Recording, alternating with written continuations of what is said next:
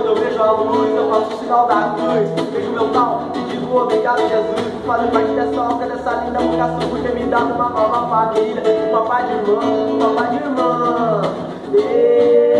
Eu sou Shalom, eu sou Shalom, eu sou Shalom.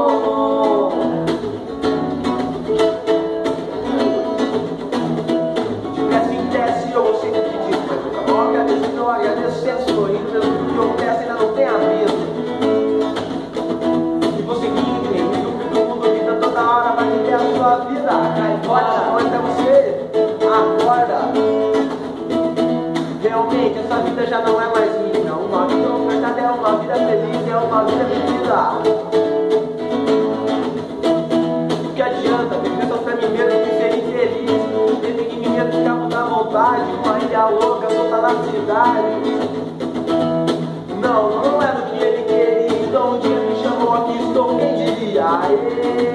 Eu sou Shalom, eu sou Shalom, eu sou Shalom.